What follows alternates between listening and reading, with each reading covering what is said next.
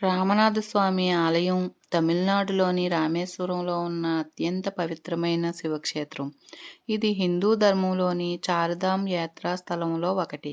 ఉత్తరంలో బద్రీనాథ్, పశ్చిమంలో ద్వారక, తూర్పున జగన్నాథపురి, దక్షిణంలో రామేశ్వరం. ఈ 4 క్షేత్రాలు చార్ధామ్గా ప్రసిద్ధి చెందాయి. అందులో దక్షిణ భారతదేశ ప్రతినిధి క్షేత్రం రామనాథస్వామి ఆలయం.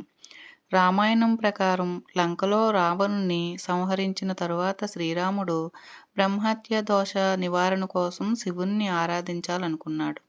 అప్పుడు హనుమంతుడిని కైలాసానికి పంపి శివలింగం తెమ్మని చెప్పాడు. హనుమంతుడు ఆలస్యం చేయడంతో సీతాదేవి ఇసుకతో చేసిన శివలింగం తయారు చేసింది. అదే రామలింగం. తర్వాత హనుమంతుడు తీసుకొచ్చిన లింగాన్ని కూడా ప్రతిష్ఠించారు. అది విశ్వలింగం అని ప్రసిద్ధి. ఈ కారణంగా శివక్షేత్రం శ్రీరాముడితో నేరుగా సంబంధం ఉన్న పవిత్ర స్థలంగా భావించబడుతుంది. ప్రపంచంలో అతి పొడవైన దేవాలయం మండపాలు. ఈ ఆలయం అత్యంత ప్రసిద్ధి చెందడానికి ముఖ్య కారణం ప్రపంచంలోనే అతి పొడవైన దేవాలయ కారిడార్లు.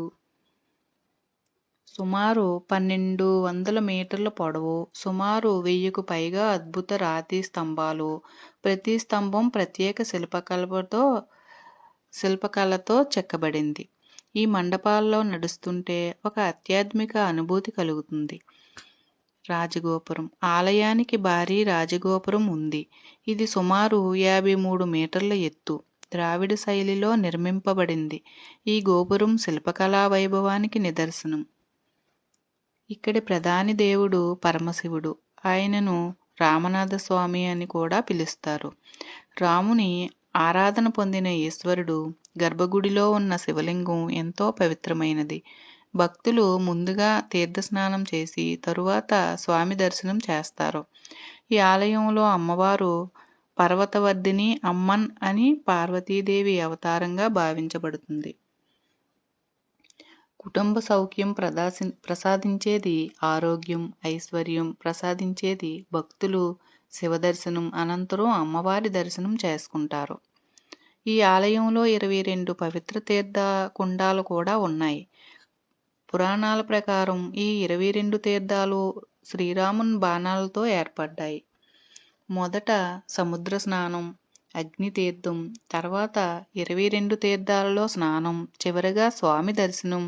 ఇది సంపూర్ణ పాప విమోచనంగా భావిస్తారు.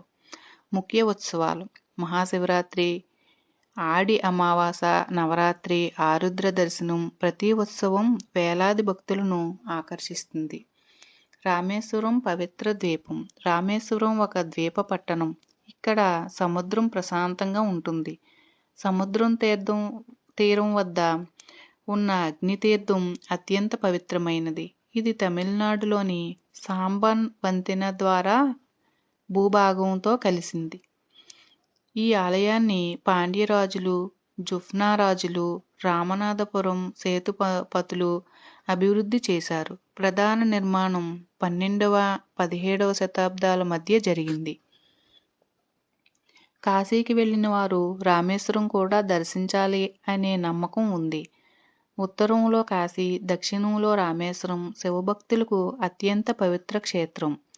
యాలి శిల్పాలు, స్తంభాలపై పురాణ చిత్రాలు, రంగురంగుల పైకప్పు చిత్రాలు, ప్రతి కోణం కళావైభవంతో నిండి ఉంటుంది. రామనాథస్వామి ఆలయం కేవలం ఒక దేవాలయం కాదు, రామాయణ శృతి, దైవశక్తి కేంద్రం, శిల్పకళ అద్భుతం, చార్ధామ్ యాత్రా స్థలం. ఇక్కడి కారిడార్లలో నడిచేటప్పుడు మనసుకు ఒక అపూర్వమైన ప్రశాంతత కలుగుతుంది. ఓం నమః శివాయ, ఓం నమః శివాయ, ఓం నమః శివాయ. Please like, share, subscribe our channel friends.